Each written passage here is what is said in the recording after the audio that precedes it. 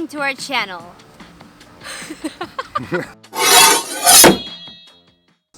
Hi, welcome to our channel. We're Carrie and Chris. We've been traveling full-time since May of 2021. It's currently August 7th, 1992.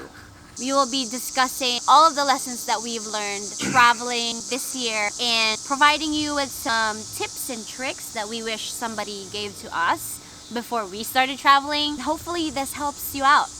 Cheat codes for travel. And this is not a sponsored video. All these products and apps and websites that we use, we bought and paid for on our own accord, and we've used them. So we know they work, we know they're effective, and we can actually put our seal of approval on them because we've used them all. Cheers, enjoy. Tip number 1, research.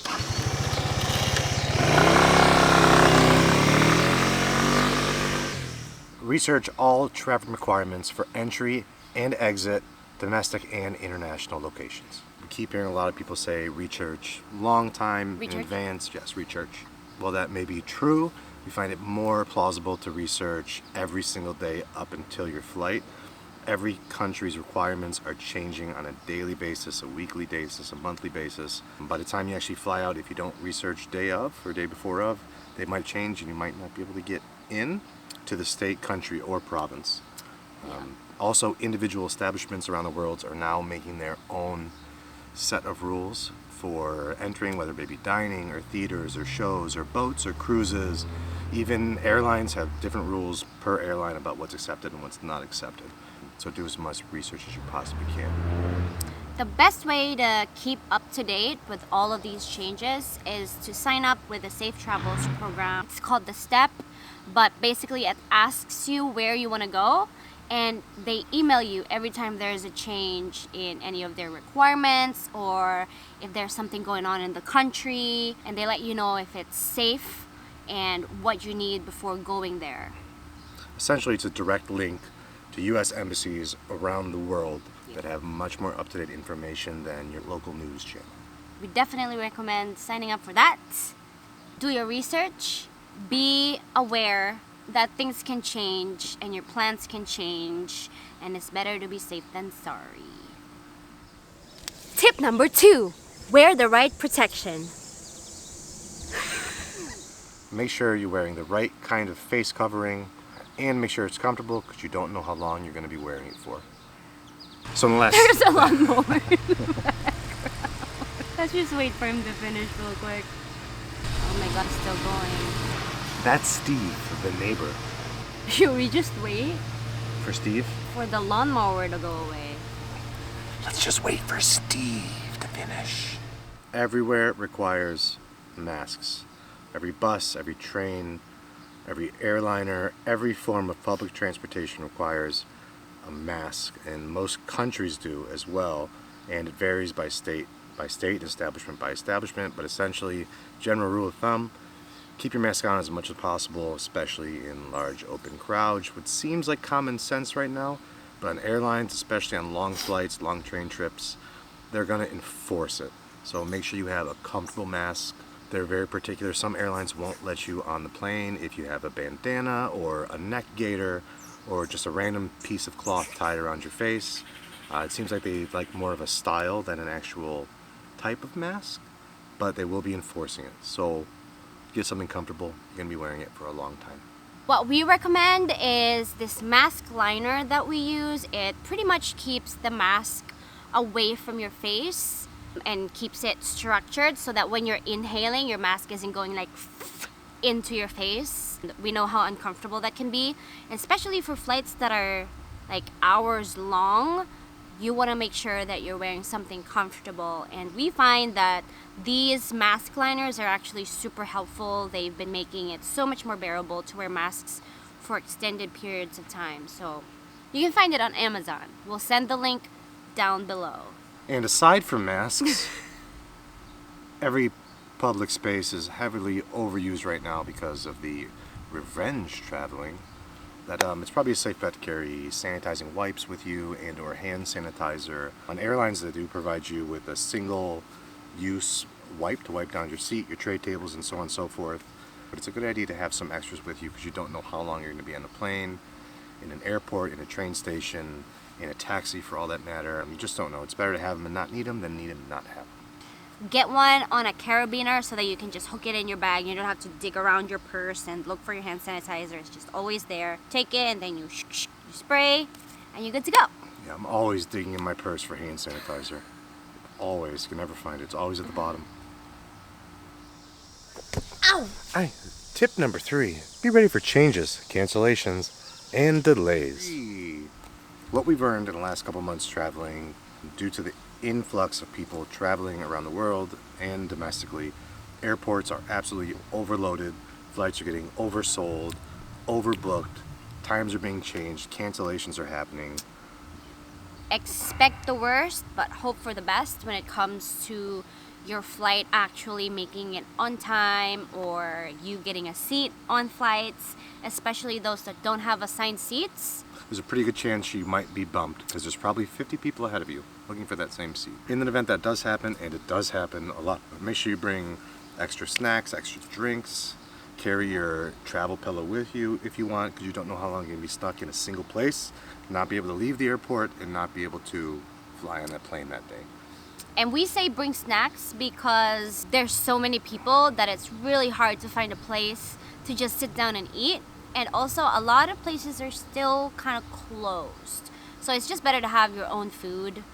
Scratch that. We carry snacks because airports are super inexpensive everywhere on the planet, and she gets really hangry. Yeah. This is true. Real talk. Tip number 4, be prepared for long lines. Really long lines everywhere. Everywhere. Airline lines are long, baggage lines are long, ticketing lines are long, train ride lines are long, the paperwork to fill out is long. Everything's long right now. Everything's taking much longer than before because there's so many more forms now. Especially if you're going internationally, you're gonna need like proof of vaccine or proof of a negative test to even get in your flight. And so a lot more people are trying to get onto the counters instead of just checking in online. So wear comfortable clothes, wear comfy shoes, because trust me, those lines are long. If you thought they were long before pandemic, they're probably about twice to 3 times as bad currently.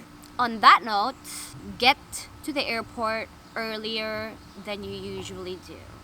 People are taking longer on the lines because there's more requirements for them to show. Most of the time people just check in online, go to the kiosk, print their ticket, and they're good to go. But there are a lot of places that require you to go to the counter and show whatever requirements you need to show, such as vaccine certificates or a negative test in order to board your flight. So give yourself more time to get to the airport, expecting that it's gonna take a lot longer than usual.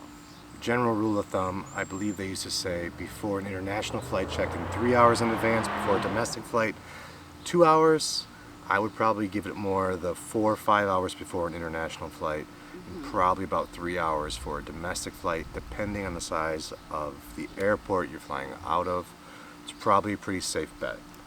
When we went to Mexico, we left for the airport 4 hours in advance, and that was still kind of pushing it. The lines for the ticket counters were about an hour and a half to an hour 45 minutes. The time through security and customs leaving the country was probably about 2.5 hours, give or take. But a lot of that was because a lot of people didn't have the right forms filled out, or they didn't have boarding passes, or they were on standby. It just seemed like a lot of confusion. Even we were confused, and we thought we had all our paperwork we needed. Tip number 5. Get Priority Pass. Get Priority Pass. There's a lot of credit cards that come with the Priority Pass. They're obviously gonna be on the more expensive side in terms of annual fee, but the Priority Pass is normally like $100-something to get it just by itself. And just by signing up for certain credit cards, you get free Priority Pass, so it kind of offsets the value of the credit cards you sign up for. There's the Amex Platinum, Chase Sapphire, Reserve, and a number of other credit cards that we can link for you below. It also helps out because a lot of airports, like we said, are overbooked. There's so many people, there's nowhere to sit. So Priority Pass lets you get into most of the lounges. There's a list of lounges that the Priority Pass gives you access to. And you can save a lot of money because it has free food, free booze, free coffee, free drinks, free everything, and a free place to sit and charge your devices and just hang out while you wait for your flight. Some of them with billiard tables, with different games to keep you occupied. Shuffleboard, and all kinds of really cool stuff. So we definitely recommend get that lounge access. It'll make your travel days so much easier and better. We now look forward to travel days because of the Priority Pass. Let's just say, for example, you get to the airport hours and hours in advance. You get to the check-in counter, get through security, get through customs, and where are you gonna sit?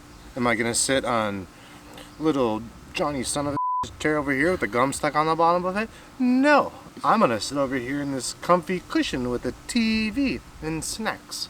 I'm gonna play shuffleboard and I'm gonna watch my wife eat. You know what?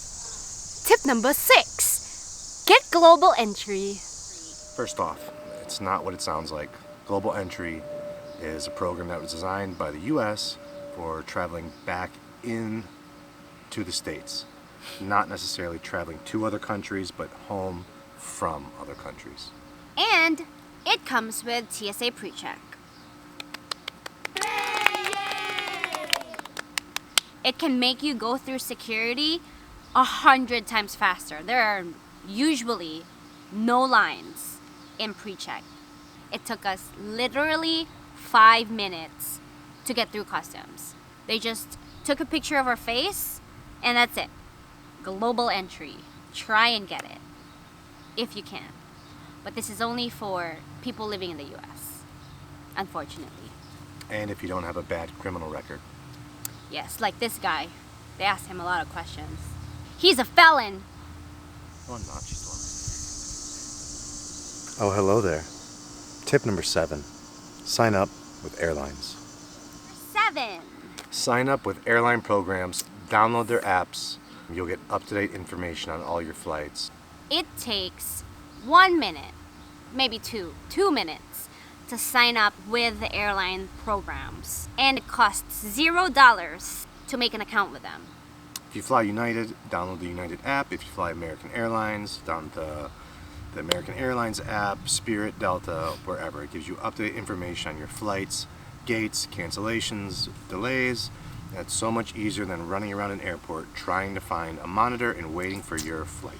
And you can also download your documents on their websites or on their apps. For example, we have our vaccination records in our accounts. We also have Trusted Travelers Program number already in all of our airline accounts. And it makes it so much easier. It's already there, preloaded for every flight that you take.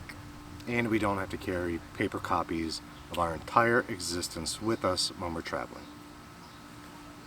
Also, you can avoid having to go to the counter to show your paper documentation for whatever they need, like the negative tests or vaccination records, because you can just upload it straight to your profile under all of those airlines. And it makes it so much easier, so much quicker.